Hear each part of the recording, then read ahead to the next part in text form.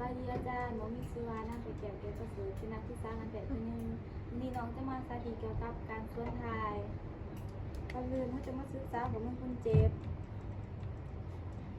ชื่อดิดาคำจันทร์อายุ2 ปีมาจากบ้านสะพานใต้นครปฐมแก้งจังหวัด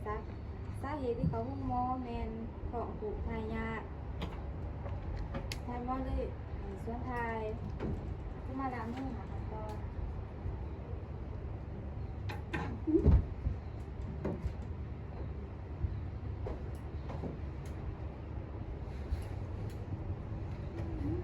เขาจะมาเกี่ยวอุปกรณ์มันจะมีกลมแป๊บสมุนครัวผ้าตา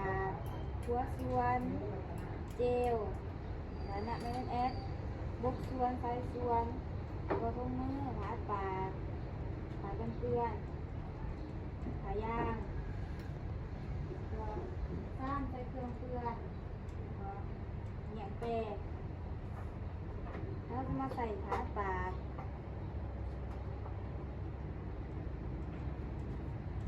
สบายดีคนเจ็บซื้อดีดาข้ามจันทร์สถาดีประเดเลยมาจากบ้านที่ไทยสะพานใต้นครปฐมเก่งจังหวัดตากเลยนั่นเขาจะมาจัดสภาพแวดล้อมเขาจะปิดผากลางปิดพัดลมเปิดไฟให้สว่างเขาจะมาจัดนอนให้คนเจ็บนอนตะแคงซ้าย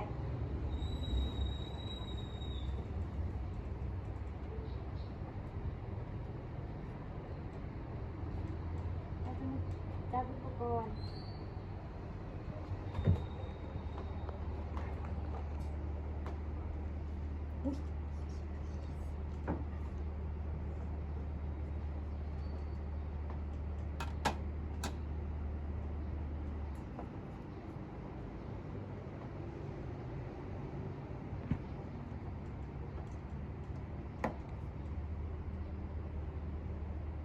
เขาสมาหองนะไม่เอสก่อนเขาจะหยอดใส่เขาจะหยอดถึงก่อนเพราะว่าอยากมีสิ่งตกตะกอนขัดข้ายอยู่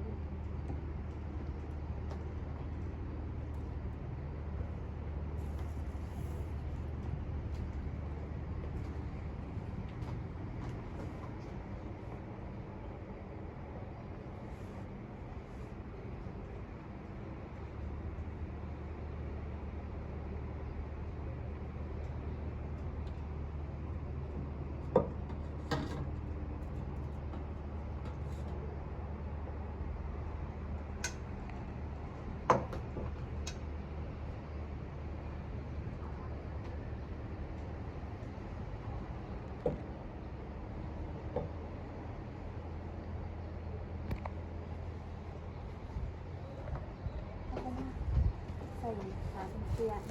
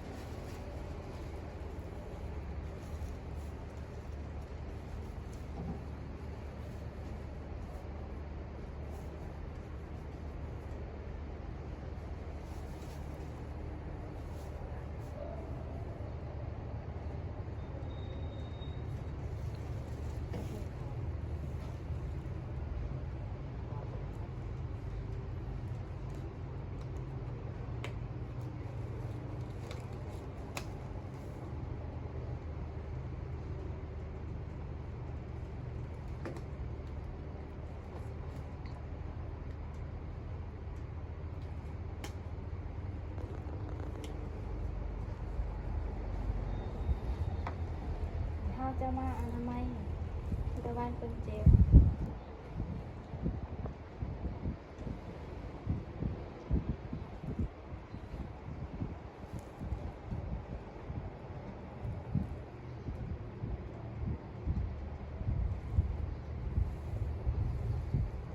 พอถ้าจะส่วนเขาจะเอามือยาที่ตะวันเป็นเจ็บแล้วเอาหัวส่วนเข้าไปประมาณ7 เซนติเมตร ในในตัวใหญ่ในน้อยให้จะส่วน2-5 เซนติเมตรเจ้าโพสต์ส่วนให้คงที่เปิดน้ำให้ไหลเขาซาๆในน้ำให้คนเจ็บพร้อมล้มแล้วหายใจเขาซาๆบ่เบ่งอาโจมเมื่อคนเจ็บรู้สึกปวดท้ายให้ปิดน้ำเดี๋ยวดึงหัวส่วนออก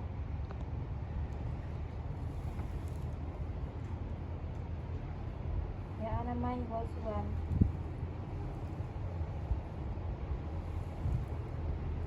ให้คนเจ็บยุ่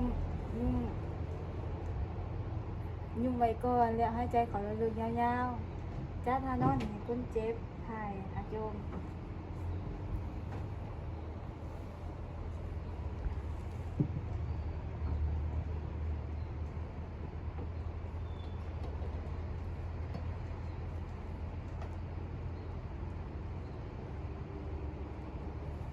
แล้วสังเกตเบิ่งอาโจมคนเจ็บว่ามีสิ่ง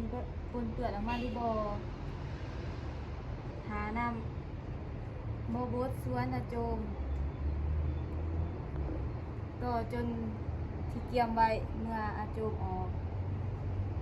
หมดแล้วอนามัยมือตะวันของคนเจ็บ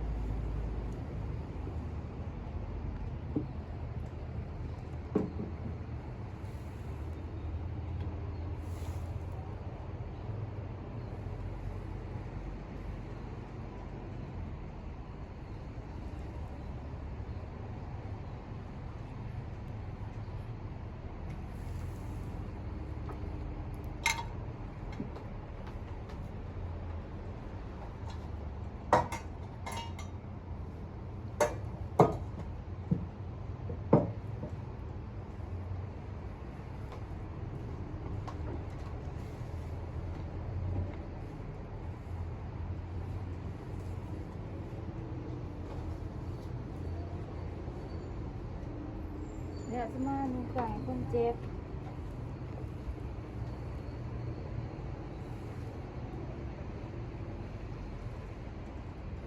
ถ้าทานอนให้คนเจ็บนอนมีท่าสบายที่ตามอาการคนเจ็บ5-10 นาทีเมียอุปกรณ์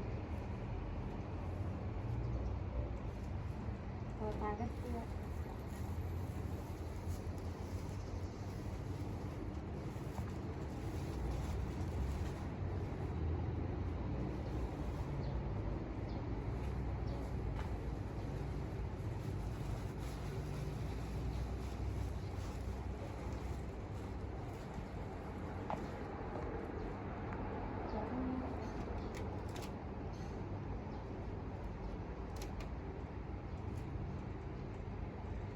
ล้างมือของก่อน